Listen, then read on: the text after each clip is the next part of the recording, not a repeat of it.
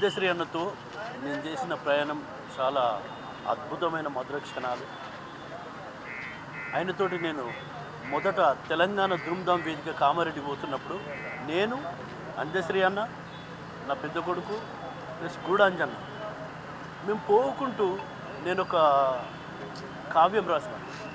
ఓయమ్మ నా పల్లె సీమ ఈనాడు ఎందుకింత చిన్న బాయే, ఎనకటి కలదప్పినాదో నా పల్లె ఎడగాని తీరైనాదో, పచ్చ పచ్చని పంట సేండ్ల నట్ట నడుమ బొట్టు పెట్టినట్టు నా పల్లె ఉండేది, పొందిచ్చుకున్నట్టు బొడ్రాయితో పాటు పోషమ్మ గుడి పల్లె కందంగా ఉండేది, ఎంత దూరంగున్న ఎత్తైన మా ఊరి తాటి చెట్లే పల్లె ఉనికి నీజాటేది, ఇక కొత్త మనుషులు గురుతూ వడ్డటట్టు చింత చెట్లు యాప చెట్లు ఇండ్ల ముందుండేది, అలకంగా ఏ పల్లెకెళ్ళిపోవాలన్న అడ్డబాటలు ఉండే కదరా, చెట్లు చేమలు లేక పల్లెలన్నీ ఆలచినబోయి కూసుండే కదరా.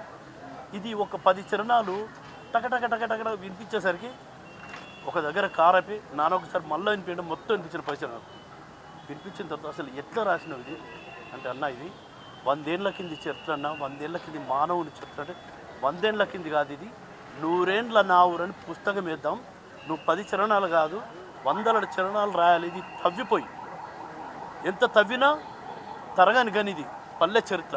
అప్పటి సంస్కృతి సాంప్రదాయాలు కట్టుబాట్లు యాస భాష చాలా గొప్పగా బొడ్రాయి పోషమ్మ గుడి పల్లె ఉనికిని తెలియజేసే తాడి చెట్లు అన్నావు, అడ్డబాటలు అన్నావు, కాబట్టి ఇది పల్లె చరిత్ర, పల్లె ఇట్లా ఉండే అని దాన్ని నిమరేస్తున్నావు నాన్న, ఇది గొప్ప కమ్మనైన అమ్మ భాష అని చెప్పి నన్ను అద్భుతంగా నా తల నిమిరి ఈ గొప్ప కావ్యం రాసిన, ఇది ఎవరు రాయాలని చెప్పి దానికి 100 ఏళ్ల నా ఊరని కావ్యం పేరు పెట్టి ఈ మధ్యనే తొందర దాన్ని రిలీజ్ చేద్దాం, నువ్వు పుస్తకం వేయి, ఈ కాంగ్రెస్ ప్రభుత్వంలో రేవంత్ రెడ్డి గారి చేతిలో, ఎందుకంటే నాకు ముఖ్యమంత్రితోనంత సన్నిహిత్యం నాకు అలాంటి పరిచయాలు ఏమి లేవనంటే నేను ఆయన ఖచ్చితంగా ఇప్పిస్తా, ఈ పార్టీకి ఆయనకు చాలా గొప్ప పేరు ఎత్తుంది అని చెప్పి నా మాట ఇచ్చింది. జస్ట్ 15 రోజుల కింద ఎల్లుండి నేను ఆ పుస్తకాన్ని పట్టుకొని ఆయనను కలిసే పద్ధతి ఉండేది.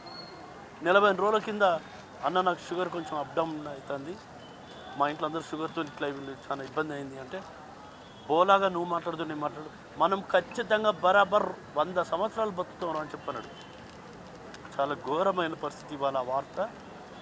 ఎవరు కూడా మనుషులు ఇట్లా పిండి కలిసి వేస్తుంది, యావత్ కళా ప్రపంచం అంతా దుఃఖ సాగరంలో మునిగి ఉన్నారు. ఆయనే మేడారం పోతున్నప్పుడు కూడా సమ్మక్క సారక దగ్గర పోతుంటే 100 కులాల పాట వినిపిస్తే ఎట్లా రాసినవారు నులకమంచం అల్లినట్టు కొంచెం నేను ఏ పాట రాసినా కూడా చాలా గొప్పగా ఆయన ముద్దాడేటోడు, చాలా గొప్ప నన్ను అలుముకునేటోడు. అట్లనే ఆయన రాసింది, తల్లి కోడి చుట్టూ పిల్లాలు తిరిగినట్టు, తల్లి కోడి చుట్టూ పిల్లాలు తిరిగినట్టు, బంటోళ్ళ తల్లి గంప చుట్టూ పిల్లాల గుంపు, 2 పావుల దినుసు కొక్క పావేడు పండ్లు, పెడితే బుద్ధేడాది కోసన్ని పండ్లు కొసరేసి బుజ్జాగించేది, తల మీద చుట్ట బట్ట ఆ పైన పండ్ల తట్ట, పండ్లు పండ్లమ్మో అంటూ పళ్ళంతా తిరుగుకుంటూ, బాదర్లా కూసుండమ్మి బతుకెల్లా తీసుకున్న తెనుగొల్ల ఎల్లమ్మాయేవి, నా తల్లి జాడ కళ్ళల్లాగా నారాదేవి.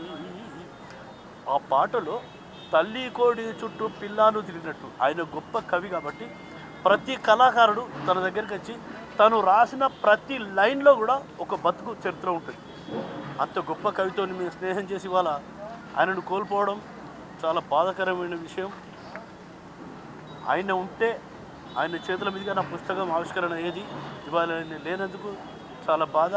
ఆయనే లేకున్నా ఈ భూమి మీద కళాకారులు పాటగాడు ఆటగాడు ఉన్నంత కాలం ఆయన ప్రతి నోట్లో ఆయనే పురుడు పోసుకొని ఆయన ప్రాణం పోసుకొని ఎప్పటికీ ప్రజల ముందు ఆయన నిలబడతాడు. అందశ్రీ అన్న చావు లేదు, అందశ్రీ అన్న అందరి గుండెల్లో ఉంటాడు. జోహార్ అందశ్రీ అన్నకు, జోహార్ అందశ్రీ అన్నకు, జోహార్ అందశ్రీ అన్నకు.